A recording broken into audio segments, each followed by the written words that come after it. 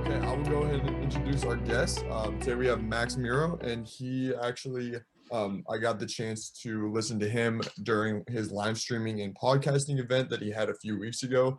Give a lot of great information. He is the host of Entrepreneur, which is a great vlog and live stream slash podcast that he creates in order to give information to students about the ease and kind of get them a little bit more educated on starting a business themselves and ease of it. He does a great job and he has a lot of good information. Today he's going to be going over the importance and the value of actually influencer marketing and kind of the background on that and how you can use it to your advantage. So with that, I'll pass the floor off to Max. Sweet. Hopefully everybody can hear me. I just plugged in my new mic. Cool. Yeah, I'm excited. This is going to be fun. I've given a bunch of these presentations at the REC. I love doing these. These are great. Yeah, I run a show. It's a lot of fun. I build tiny little startups every week, or try to make the process of getting into entrepreneurship a little bit easier. So, and in the process of doing that, I've learned all about all these different little marketing tactics, at least on the basic level of how everything functions realistically and how you can implement it as quickly as humanly possible. So, we'll be talking about influencer marketing, which is a form of marketing where basically you find popular people and you have them promote your stuff. That's how it works. It's been around for a long time, but only recently in the past 2-ish years, I feel like, has it been called influencer marketing, and it's become a more standardized thing, but it's still a little bit random. I'm used to live streams where people yell at me in a chat box. I really, really enjoy questions. I enjoy like notes if something doesn't make sense, something makes too much sense. If you want me to elaborate on something deeper, if I went over something too fast, anything at all, let me know in the little chat box, or if you can get a word in because I talk kind of fast. If you can interrupt me, that also works totally fine, but I love questions. So hopefully if anybody has questions, I'm happy to answer anything. Yeah. If there's no questions to start about me, the stuff that I do, or anything like that, we'll jump right into it. This is going to be a pretty ad lib kind of conversation. I've only given a few little presentations on influencer marketing. I've given more on other forms, but I'm comfortable with it. I've done a little bit of it in the past. So yeah, cool.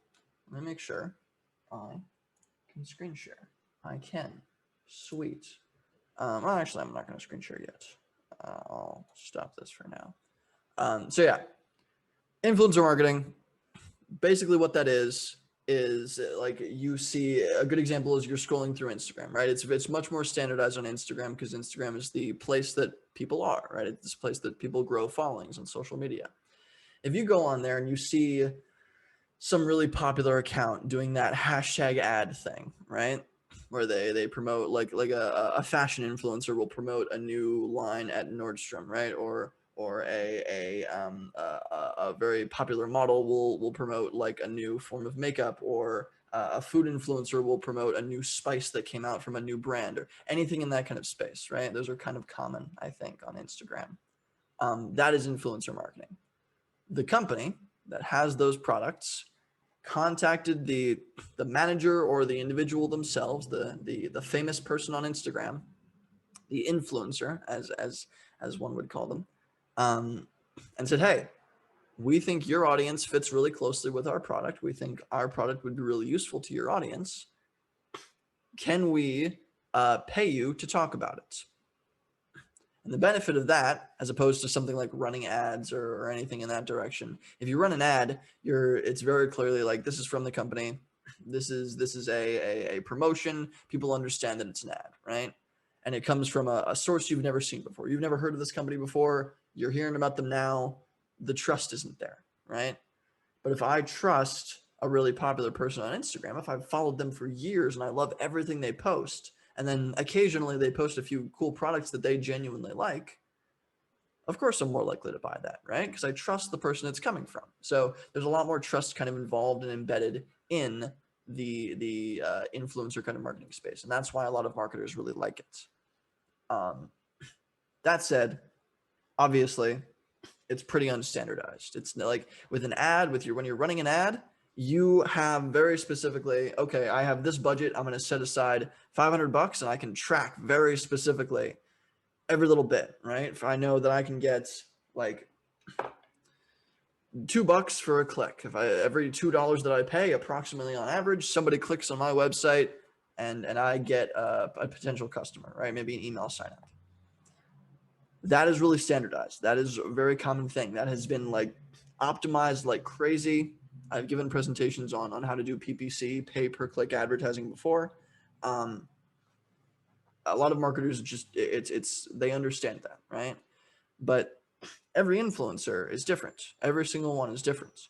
They think they're worth more, they think they're worth less. They have a manager, they don't have a manager. They have different size followings. They grew their followings in different ways. Some of them got lucky, some of them aren't very popular, some of them kind of grew a little bit less organically. Some of them like were popular for one single meme and people don't follow them too aggressively. Some of them have been popular for years because they were on a TV show, right? Like it all depends.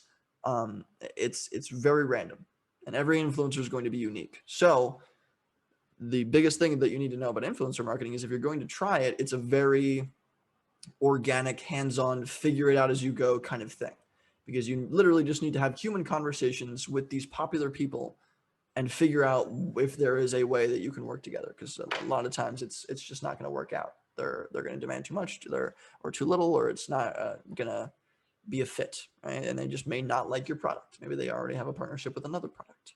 So I don't know, a lot of word vomit. Influencer marketing, you pay popular people to promote your stuff. It's very organic, not standardized. Figure it out as you go. I'm going to give you some examples of how I might do that. And actually, I'll give you an example of one that I'm going to start using for a project of mine. And we'll go from there. But are there any questions on the basics of how that kind of functions? So it's just basically the modern take of like back in the day when celebrities like advertised like a toothpaste, or like there's like try this food, or like when Jessica Simpson ate the Carl's Jr. burger. Just the modern version of that. Exactly. When like you see what is it, what's his face? Like I remember a joke because I saw it on an internet show. There was this this internet star, this TV star, right? And he was this kind of like hillbilly character. I don't know if that's a weird term, but he would always say like, "I love eating meat and I use Prilosec," and it was this big meme on the internet from a show that I think. But like he advertised that because it fit his thing. He loves grilling meat, and that was part of his TV show. That was part of his personal brand, and he was on advertising on TV shows, and that people loved him, so they trusted the product a bit more, right? Exactly what you're saying. It's just a more standardized, smaller, more micro form of that. Because now TV stars are still popular, but they're not nearly like the fame has spread out across social media platforms, across, yes, people on Netflix, but they're also popular on social media platforms. It's just more spread out, but it's the same exact thing. You're talking about Larry the Cable Guy?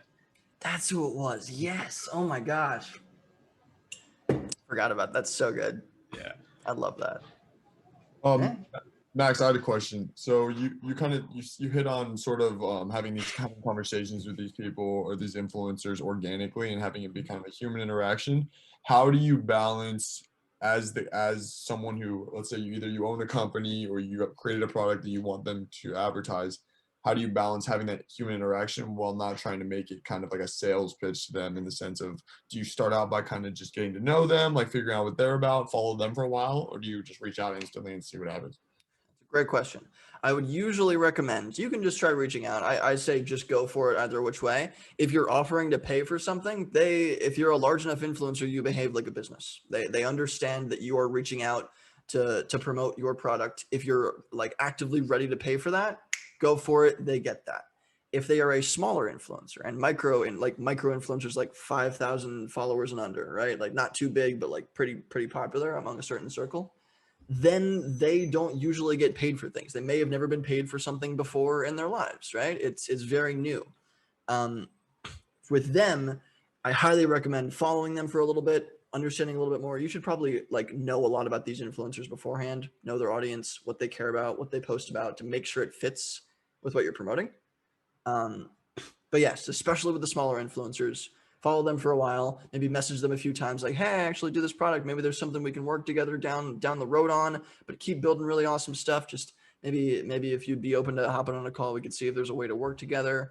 Be like really organic with it, because they don't behave like businesses yet if they're going to become super big. But once you get to like 100,000 followers, there's like they expect it. They're like, aha, there's another clients, right? Let's make it happen. And they've sold stuff before. They know their pricing. They know what they're about almost all of the time. So with smaller influencers, a little bit more important to be more human. Larger, you can just go for it, but you should understand exactly who these influencers are, who their audience is, and exactly what they're posting about to make sure it fits before you contact them all. So yeah, first step, follow a bunch of cool people and see if they work. Thank you. Great question. Any other questions? Cool. I think we're good for now. Thank you, Max. Yeah. Okay, cool. I'm going to share my screen, and I'm going to show like a very simple little process of how I might go about, like just a theoretical idea of how we might go and contact an influencer, right? And by the way, like influencers, I'm talking about Instagram a lot, right? Instagram is just the de facto for my like generation. Like a lot of people my age and a little bit older are on Instagram, right? Everybody's on Instagram. Everybody younger is on TikTok. And that is a whole new space. And influencer marketing on TikTok there are brilliant campaigns being run. There are these things called, what are they called? They call them the TikTok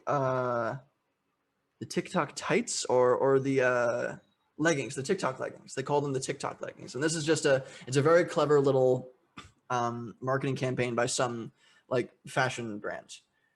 They created leggings that supposedly make your butt look awesome. That is the whole selling point, and they're very aggressive about that. And they got a ton of TikTokers, right? Very popular people on the TikTok platform. They shipped them these leggings, and they told them to be very dramatic about it. We'll pay you, be very dramatic about how awesome you think this makes you look, right? And so they made a meme out of these leggings, how great they are, right? It's this kind of like mythical like legging now in the kind of TikTok community. And so anytime you see an influencer, like to you, it seems organic. It's just like, oh my gosh, like this is crazy. Can you believe this? I finally bought the TikTok leggings and look how well they work. But I can guarantee you on the back end, they're selling so many of those leggings, right? Because like it's just a meme now. It's become a little cultural like shared idea that these leggings are awesome. So Instagram is one, TikTok is one, Facebook works. There are really popular people still on Facebook. Facebook groups are really popular. If you can find people that lead Facebook groups, newsletters, people that run newsletters are influencers. If you have a large community in any which way, it doesn't need to be on social media. You can use that, right? So, and there are people that like don't have social media accounts that are still famous, right? And people use them for different ways, and they film an ad and they run that on social media or run that on Google. It doesn't have to just be on social media. Anybody with a large following and a large community is an influencer, and they count. So let's do some futzing. I'm going to use Instagram for my little test though, just to kind of showcase, because it's easiest for me to explain. And then after we show just kind of a general kind of understanding, I'm going to show you a little process. I'm going to show you an influencer, a small influencer that I'm talking to, that I'm going to ask to help me, and they're already down. I just need to give them the content. I'm going to show you how I made the partnership with them and how they're going to help me promote one of my little projects. So let me open up the chat so I don't miss anything. Chat box. Cool. Okay, let's go to Instagram. Instagram entrepreneur. This is my Instagram. Yay. Let's say I'm selling something like a skateboard, right? I'm selling a new awesome skateboard. I'm actually using skateboards as like an example a lot lately, so I like it. But I'm building this awesome skateboard, right? Like a really, really cool, invincible, indestructible skateboard. It's lightweight. It's really, really great. And you never break it, right? That's the benefit. Maybe I talked to a bunch of skateboarders. They all break their skateboards. I found a problem in the market, and I'm like, aha, I can fix this. So I build a more durable skateboard. Random idea, right? So I'm going to go to #skateboarding on the internet, and I'm going to go to Google. Google. I don't know why I Googled Google. This is the dumbest thing I've ever done. Why am I doing? Okay. And then we'll go skateboarding, influencers. So we'll say something like that. We'll go there later. But here are the top posts for hashtag skateboarding, right? Here are some cool people. 790 likes. We got 300, 1,400 likes. That's awesome. We got 1,600 likes. Let's try to find this one. This looks pretty cool. Destroyed wood. Doesn't look like what we're looking for. This, but it looks like a skateboard trick, so that looks cool. What are they doing? Something fancy. Dang. Very impressive. Let's see this person. 12.5 thousand followers, right? Clearly, what they do is skateboarding, right? So, first of all, like that's a really good conversion ratio. They're doing really, really well. If they have 12,000 followers and over 10% of their people are liking, like that's really, really impressive. They have a really nice dedicated following on what they're doing, right? Just for a post. So they have a great following and they're a smaller influencer, right? Beautiful for what we're looking for. Perfect. 12.5K is actually a really nice sweet spot as well, just because it's not too big, not too small. They've probably been contacted before, but they're in a really niche space. Like I feel like this is a pretty good person to contact. Also, you can click this little down button and boom, you have a bunch of other possible people probably in the same space that you can go and follow, right? That's usually how I find multiple influencers. I just find a few, click the drop down, and we go from there. I can click follow, and then I can message them, right? That's just about it. And you're going to message them something like, I'm going to put this in the chat, something like, hey, I've watched your content for a little bit, and I'm super in love. I actually build a product in your space, a super tough skateboard to help nail harder tricks. And I would love to know if you might be down for something like a small partnership. Boom. I put that in the chat. That might be something that I would say, right? Very casual, very whatever. They're at that stage where they're not super huge, but they probably understand what's going on. They understand what I mean when I say partnership, right? Or they should. And we message them, we see what they say, and if they don't get back to us, we're maybe we message them again a little bit later, right? Or maybe before we message them, we comment on a few of their posts so they know that we're there and they see us, right? It's always nice to engage a little bit before you give them the pitch, especially if they're smaller. Again, if they're larger, they're not going to care. It's a business. They're down. But if they're smaller like this, like engaging and like making sure they know who you are before you pitch them, usually a good idea. But this would work fine. Out of the blue, that would work fine. I think it's a great idea. So that's cool. Great. We found an influencer. We messaged them. I'm going to unfollow this because I'm not a skateboarder. Here is who is actually Cassandra Gray. She relates to this. She's a friend of mine. I'm building for a little bit more of a custom like interpersonal experience with influencer marketing. I'm building or trying to build an art community or a series of art communities, right? Basically, I know a few artists. They're just friends of mine like Cassandra. I know a few artists and they're all really cool. Cassandra's a writer. I know a few painters and I know a few beginner musical artists, right? They're just fiddling with music.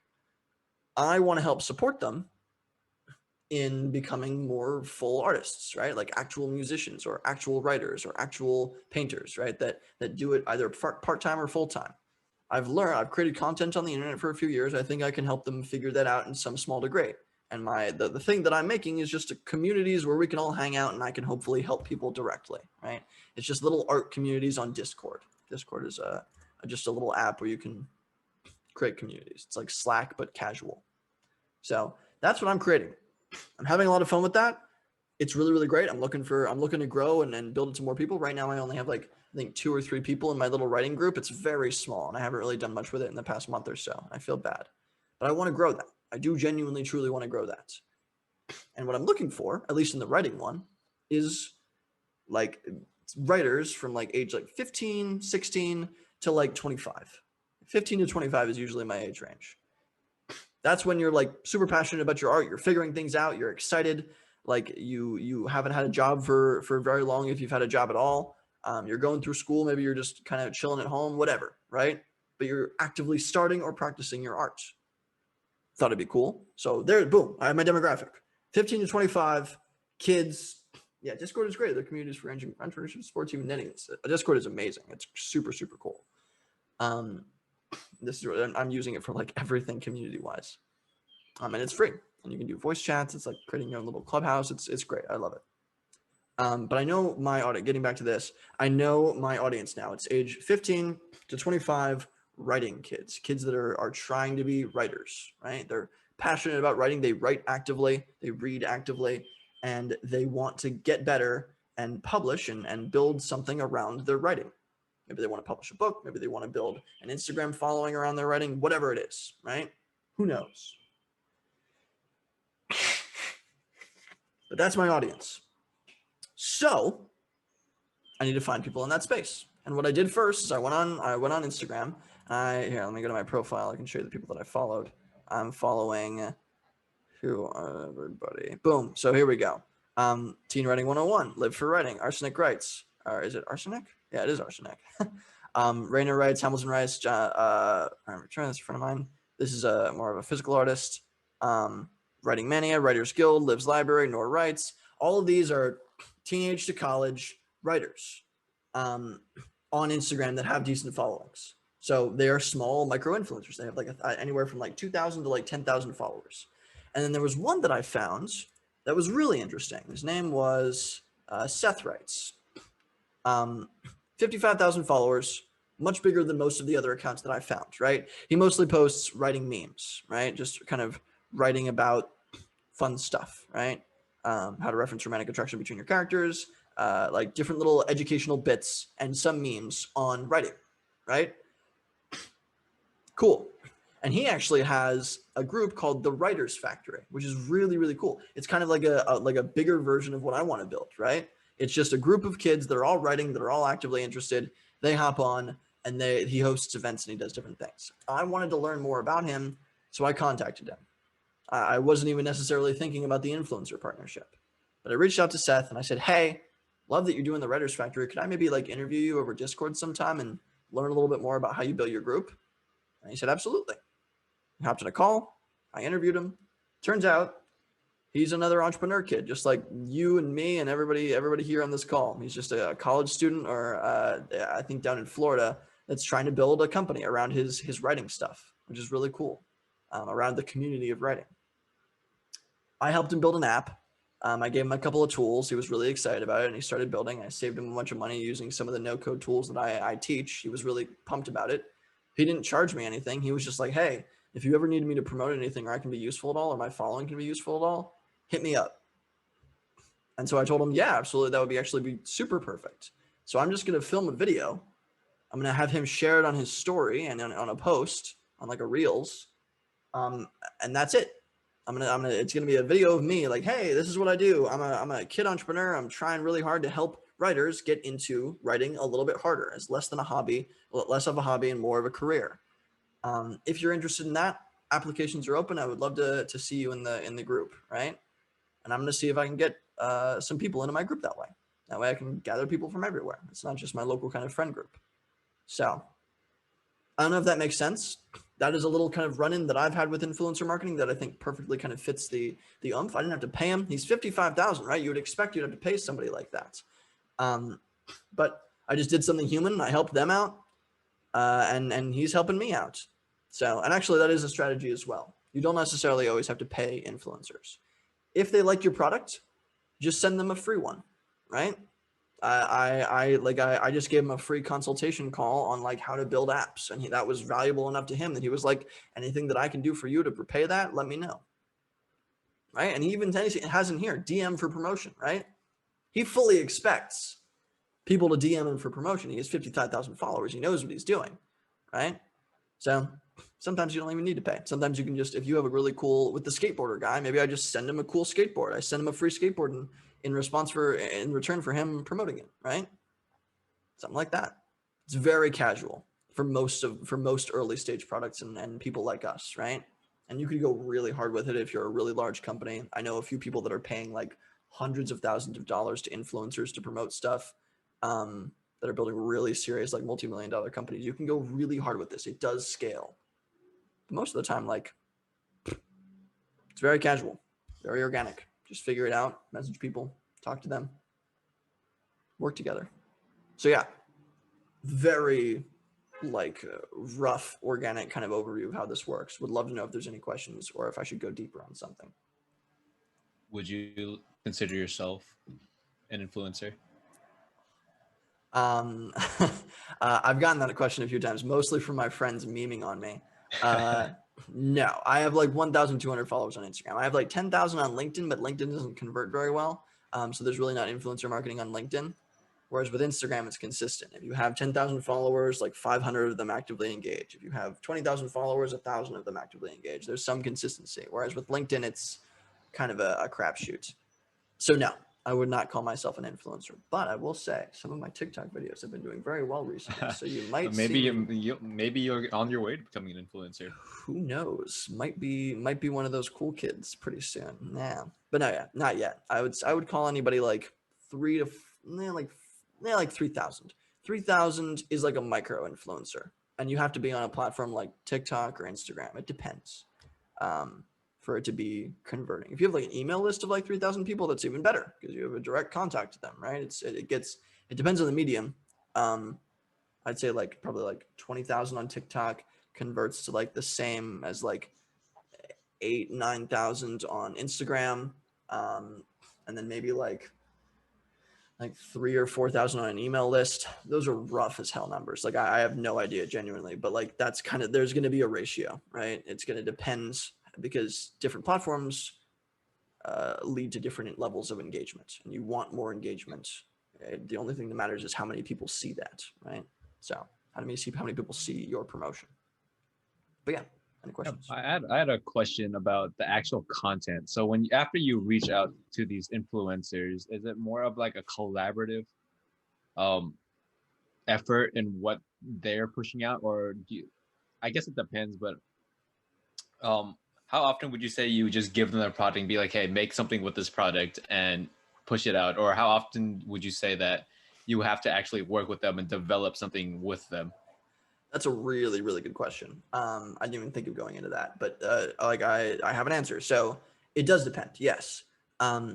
With the skateboarder, right? If I'm just offering them a free product, a very common strategy is just genuinely screw it. Here's a skateboard. Love what you're doing. If you could like mention this in some way in something that you're working on, that would be more than enough for us, right?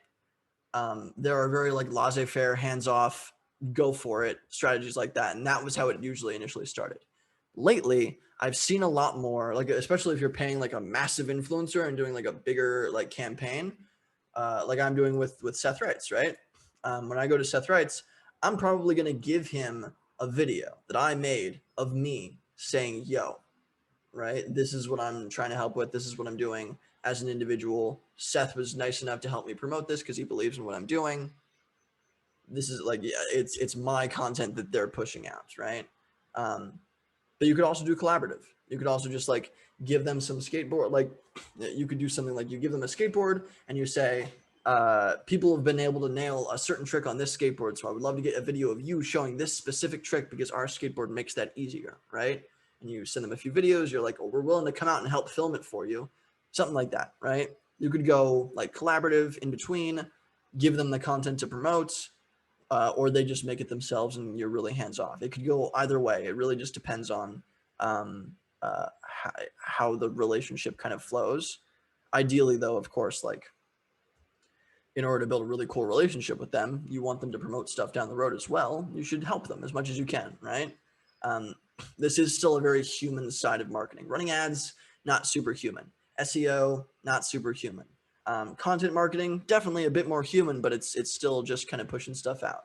But like the relationship that you have to have with the influencer, if they're smaller, if they're under 50K, is going to be very much like you like them, they like you. Let's work together. Let's figure this out. This will be really cool. We can build some awesome stuff together and we'll pay you maybe, right?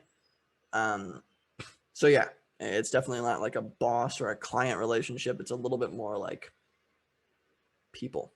I don't know. A very fluffy answer to your question. It's a really good question, but there's a lot of different ways to do it. It just kind of depends on the resources that you have to make something awesome, because ideally you want to make the content as awesome as I possible. guess it really does depend on the person and the relationship, like you said. Yeah. Someone messaged me in a DM a question. I'm guessing they didn't want to ask this out loud, but they were asking because a lot of times the word influencer has a connotation, a negative connotation. You see all those memes, you see all those articles about influencers going to do stupid stuff. How would you say, how would you differentiate between a good influencer and a bad influencer? That's a really good question. Yeah, I never thought about that, but it's true. Like, influencers unfortunately are like the modern day celebrities, right? Like they are small form modern day D-list celebrities, whatever you, depending on how popular they are. But because of that, they get involved in things like politics. They get involved in things like social issues. They get involved with a lot, right? And that could not at all mesh with what your product is, despite them being in the same industry, right? It could start to lead to a blend between bad people doing bad things, or like following and pushing a bad purpose and message, and your product might be completely separate from that, right? Yeah, really, really good point. That is sort of something, again, I wish I didn't have to say this, but like if I went to that skateboarder, right? If I went to that skateboarder and I wouldn't just message him out of the blue. I would watch his videos for like a week or two and follow him and like see the stuff that he's creating, right? And if I start to see like a lot of like aggressive stuff in like his posts, or like differing maybe political views, or differing social views, or something that doesn't really fit with the brand that I'm trying to build, or they're just like a jerk, screw it. Like they have a good following, their audience might be interested in my product, but it might not be good for PR, and also I'm not going to enjoy working with them, right? So it's probably not a good idea.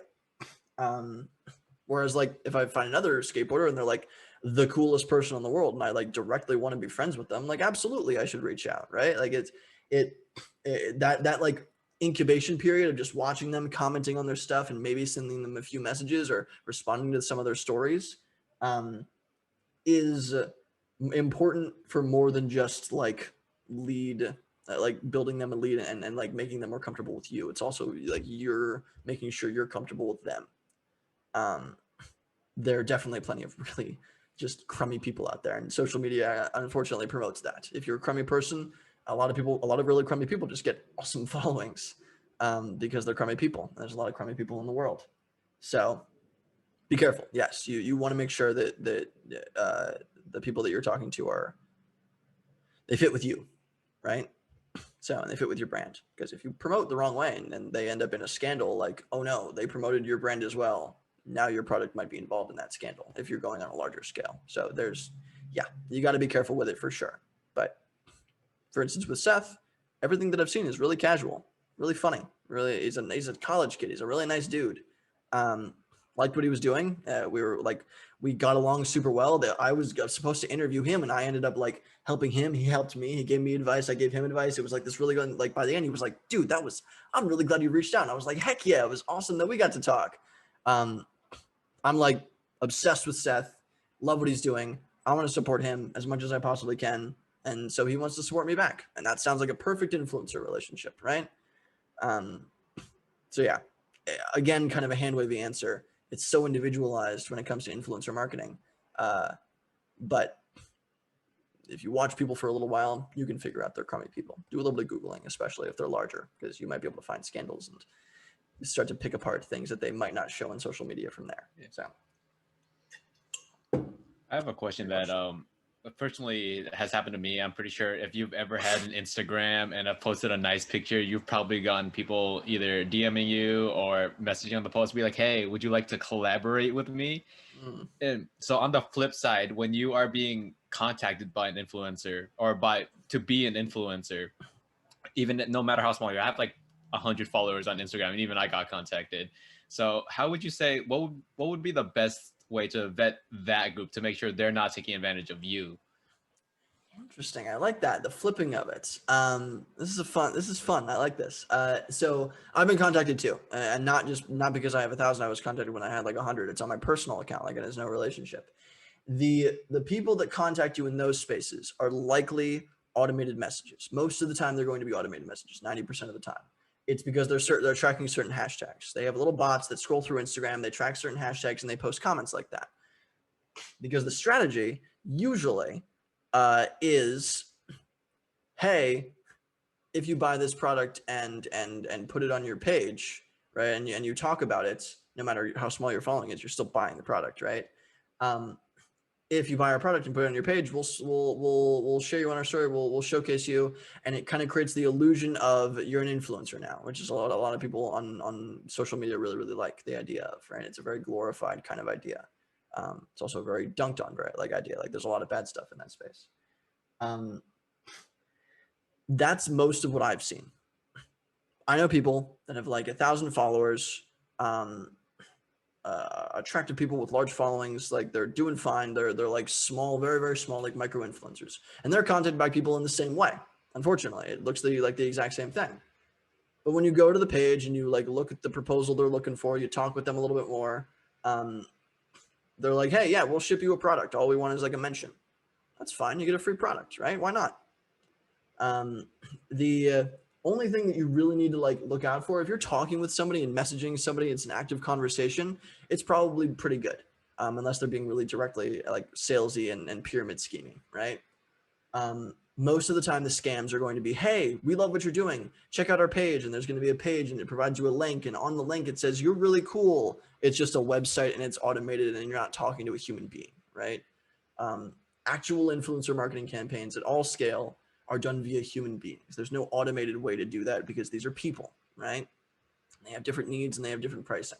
You have to negotiate that. You have to handle that. You have to interact with them from a human to a human. So the only thing you should like immediately should trigger you to be like, that's stupid, that's a scam, is anything automated, because they're not treating you like a human, and so you shouldn't like treat them seriously at all. So it's a really good question. I hope that was a good answer. I don't know. I think that makes a lot of sense because a lot of us, me included, are just like, wait, why are they contacting us when we are like not even like big? Like, why are they contacting us? So it makes sense that it's honestly just a bot doing it. Yeah, for like if you're getting contacted, it should ideally make sense. Like if I contacted Seth, he knows what's going on, right? If I contact the guy with 12,000 followers, he maybe he's never done it before, but he gets it, right? I have a big following. They're all interested in the skateboarding. That would make sense that I would promote with you, right? If you've got like a few hundred followers or like a couple thousand and you're pretty dang small, and it doesn't really make sense why they're reaching out to you, you could probably just immediately like wave it as a scam. It makes sense, right? So great question. I like it a lot. Yeah. Thank you. Does anybody else have any questions? Oh, Ben, I see you turn on your camera for a second. Did you have a question? Yeah. So what does the world look like in a couple of years with social media? What's your vision? Yeah. I guess I expect there's a ton of, it's really interesting. There are a ton of companies relating to influencer marketing, at least. There are a ton of companies that are trying to standardize the process of this influencer marketing, right? It is still very human. It is still very organic. And there are like plenty of articles on how to do it. And it's become like more understood that this is a thing, but it's not standardized by any means, right? One thing that I've seen that makes it a bit more standardized is there are large agencies popping up. And you can go to these agencies if you have a larger budget. There are agencies popping up that work with a lot of other influencers, right? They are the ones that manage the influencers. They know like 300 different people, all with their own like 30,000 follower size, right? And so you can do a broad campaign across all of these different followings all at once or in segments, right? Through these agencies, and they take a cut off the top. They understand the pricing. They know what's going on. It's a product for them. They run a business. This is just a business to business interaction. I expect a whole lot more of those to pop up. I've seen a bunch pop up. I feel like it's slowed down a little bit, but there's just so much opportunity in this space. It's really, really interesting. I think it's only really happened with like YouTube influencers, where it's only really kind of occurred lately that I've seen.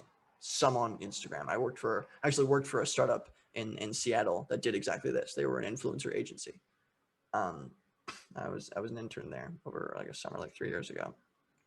But yeah, I expect a lot more of that to happen and the standardization there to become a bit more intense. And I expect more social media things to pop up. Like TikTok is not going to be around forever. Instagram is going to die eventually. A lot of these things are going to shift and change and morph. So once you see something taken off, there's always going to be opportunity there to build influencer like platforms, like market your stuff, to maybe build your own following. Yeah, if you see everybody hopping on something new, you might as well try it. I think if you like building content, you might as well. Yeah. TikTok and LinkedIn are still pretty organic for sure. Wow, that's amazing. Thank you, Max. Yeah, just an idea. Great question though. Thank you. I got a question in chat. I think someone might be a bit embarrassed to ask this, but the question was, how do you become an influencer? It's not an embarrassing question at all. Nobody knows. It just happens. No, so there is a process. The process is literally just make stuff on the internet. Like I'm hopefully on my way to eventually becoming one, right? I'm in the very, very early stages of like finding a social media following. I'm not big at all. But the way that I've gotten every single follower that I have is either by advertising myself through clever little means, using marketing tactics and having people advertise me, or by just making content. And this too is part of it, right? Like me coming and presenting to this class, like you now all know who I am and what I do. And if you see me on social media, you're like, aha, maybe I'll follow him. I'll consider it, right?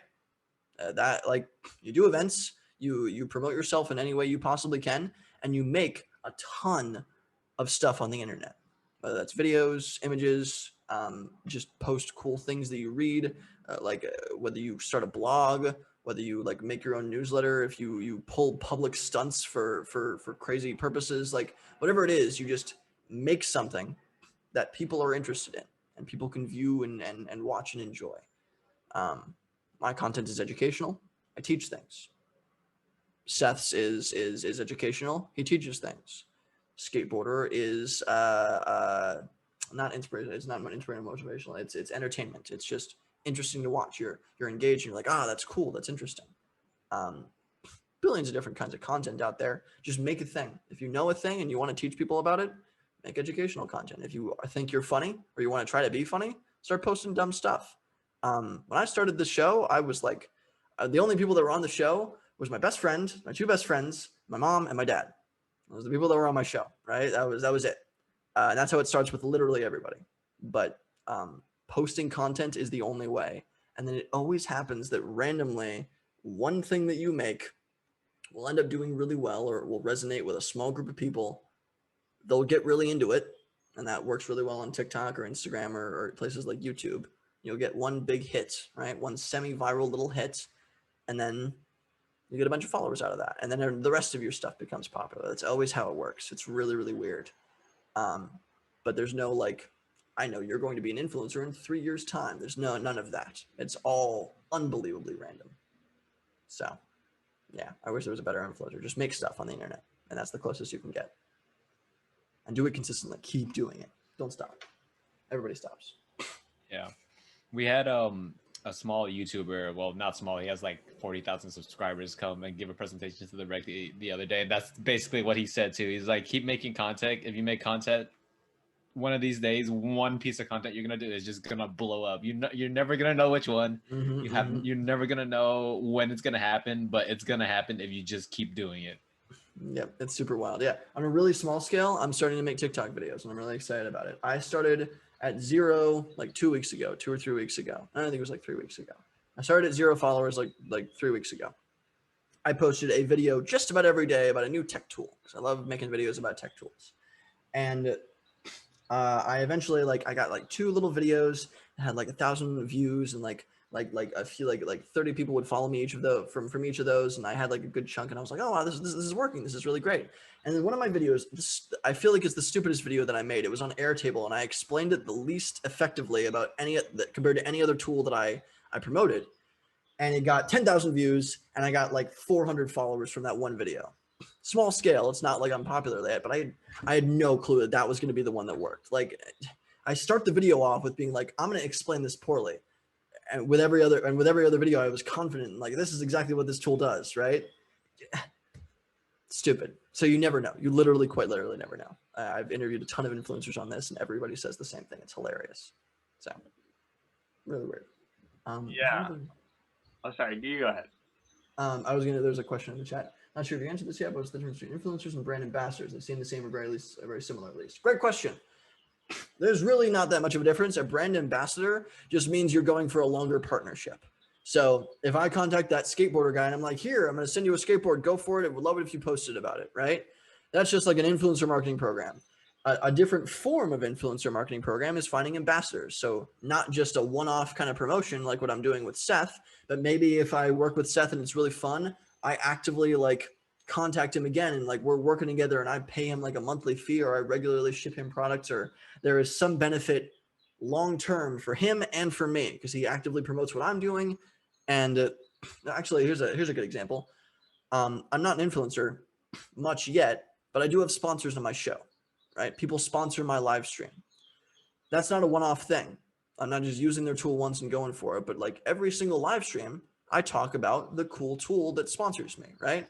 That's kind of like an ambassadorship program. It's a sponsorship. Sponsorship is a really similar way, right? It's a similar thing. It's just a longer term version of influencer marketing. That's all. So it's a really, really great question. It's the same kind of form of marketing, but it's just like spread out over a period of time, multiple engagements, multiple promotions. Really, really good question. I didn't even think of that. So I hope that answers your question. Great one. And I think, Ben, you had another question too. You have a question, Ben? So basically, in the in making something popular in an ad, is it possible that it would be like some sort of like a funny or mess up type thing that it could be? Yeah. You're saying like, does the content you make have to be like super professional or super quality? Yeah, maybe. Yeah. Okay. I think I get what you're saying. All of my content in the beginning was literally like, I don't know what I'm doing, but let's try something, right? That's what my entire show is built off of. I don't claim to be an expert in entrepreneurship. I haven't built like a massively successful company. I've built a lot of small, tiny ones that pay me a little bit of money, right? I'm not like massively successful by any means, but people respect the heck out of what I'm doing. You would be surprised how competent people think you are just by you goofing around in a certain space. So if you're kind of asking like what kind of content you can make, literally anything. You do not have to be an expert. When I started, I had built a newsletter. That was my experience. That was my expertise. Not a company, like a newsletter. But I understood the basics, and I had taken classes. I had interviewed people. I went for it. You'll learn more as you go. I think like any form of content is valuable. And if it isn't, you won't find a following and you'll start to experiment. It's all kind of experimentation process. You make content, it doesn't work. You make content, it works, do more of that. You make more content, it doesn't work, change that content a little bit, it works again, right? It's all a testing process. There's no way to know how it works. I wish I could give more kind of a standard answer on that. I don't know if that's helpful. It's a good question. No, that was probably one of the most helpful things today. Awesome. I'm glad. And then Enzo, you had a question. Yeah, it looks like last question from Enzo, and then I think that's about time. I placed a survey into the chats so please take that so we can provide feedback for Max and for the Rec Innovation Lab. I know we'll both appreciate that very much. So go ahead, Enzo. Hi, Max. Thanks for doing another workshop. Great one. My question is kind of similar to what you just answered, Ben, but I'll still ask it. Specifically for TikTok, I'm working one of the startups at the Rec right now, and we don't have a TikTok yet. We just created it, and we're kind of not arguing, but having a debate inside the team whether to have like quality content that you could post potentially on LinkedIn, just using that TikTok style or like the Reels style. I don't really use TikTok much, but I do follow your Instagram, and I've been seeing like all the TikToks that you post. So whether the question is essentially, should I be focused more on delivering useful content, or should I just say, you know, whatever, I'll just do clickbaity stuff that I know people are going to click and more likely to share, even if it's like mindless content.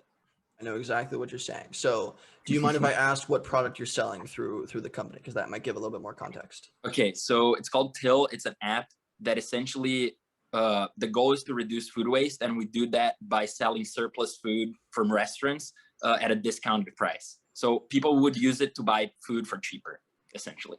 Beautiful. I love it. I've seen a little bit on your guys' company. That's super. I love the mission, by the way. I just want to say that. So because your space, the only time that I'd ever really consider it a bad thing to produce unprofessional, quote unquote, unprofessional content is when you're like the product that you're selling is very, very catered towards like elegance or like high bouginess, right? Like being bourgeoisie or anything like that. Especially for like food waste or buying food cheaper, like making jokes about food waste, making jokes about inefficiencies in the system, making jokes like clickbaity things like that. It seems doopy, but like I don't know if what the brand you're trying to build is. If the brand you're trying to build is really like specific and like this is how it should be, this is informational, this is important, you can't take this as a goofy thing. If that's what you're trying to build, maybe be more careful. But just about any other thing, like if you've seen my reels, like I like. They're not professional. They're about cool tech tools, and I wish I could make it professional so people take it a little bit more seriously. But I am like goofing around and just trying stuff, especially on TikTok. Unfortunately, just trying random stuff tends to work. My strategy right now is not to make better content. I put more effort into some of my other videos because one of my friends that was really popular, that knows how TikTok works and spends a lot of time there, suggested I change the format. It took me like 3 times as long to make a slightly higher quality video, and I liked doing it less, and it was a little bit more frustrating. A few of the higher produced videos got a few more views, and then one of the videos that I just half-assed got the 10,000, right? Like especially on TikTok where micro content, a lot, just a ton of it, trying new things works. It's really, really hard to make really nice curated content. And what benefits you, unfortunately, is just making stuff. So for yours specifically, in my opinion, I say just go crazy and ham on whatever you can think of at any point. If it doesn't work, it'll get 10 views, move on. You spent 5 minutes on it, right? That's what I would recommend. So. Thank you so much. That's great advice. I'll definitely tell that to the boss, and hopefully I'll convince him of just doing the goofy stuff. Yeah. Thanks, Max. Yeah, rock on. I'm no expert though. Try it out. I hope that I have 500 followers on TikTok. Like I'm not like an expert on this, but that's my experience. So. All right. I think we're about ready on time, Max. Is there anything you want to plug? Anything you want to talk about? Leave us out with? Yeah. I love this stuff. I literally adore it all day. There's my Twitch account. If you want to join my live stream, literally no pressure. If you'll only have fun if you're interested. There's my Instagram. I'm on my phone like 6 hours a day. If you message me on Instagram, it's essentially like texting me. I will get back to you within a day, and I'm happy to answer any questions that you have about literally anything. So that's it. This was a lot of fun. Hope it was helpful. Thank you so much, Max. I'm pretty sure we all appreciate all the information. I got a few DMs in Discord and be like, hey, I don't know who this Max is. This is the first time being at a workshop, but this is amazing information. So thank you, Max. I'm super glad. Gonna end Thank you, Max. That was really awesome. I feel like a lot of people kind of shy away from talking about influencer marketing specifically because it's weird how the bridge between being a content creator and consuming content is sort of melding together now, and everyone thinks they're an influencer. So it's interesting to hear it from your perspective. Yeah, for sure. It's a weird space. It's still unstandardized, which makes it just hard to talk about. So yeah, no, I totally get you. Rock on. I'm glad it was helpful. Thanks, everybody. I'm gonna end the recording now. Bye, everybody. Bye. Hi, everyone. My name is Tanya Hertz, and I'm the director of the Regional Entrepreneurship Center, the Rec Innovation Lab at San Diego Miramar College. And I'd like to thank our partners at this time and give a special thanks to SDSU's Lavin Center, the SDSU Zip Launchpad. We'd like to thank the California Entrepreneurship Educators Conference. Also like to thank Harness, the Brink SBDC at USD, San Diego Unified Schools. We'd also like to thank School of Entrepreneurship and Technology, High Tech High, the Regional Advisory Committee, Alex Waters at the Jacobs Center, Connect All, 21IQ Labs, Startup Quest, Productified. I'd like to thank Course Key and Tech Coast Angels. Thank you to Village Up, City Heights Development Corporation, San Diego Angel Conference, Startup San Diego, SBDC, SCORE San Diego, We Are Kingdom, New Media Rights, San Diego Tech Hub, Origin 63, Ambrosio 15, OmniSync, Optima Office, Proven Recruiting, Craft Leadership, GS&L Consulting. Thank you to all of our partners. We couldn't do what we do without you. Thank you.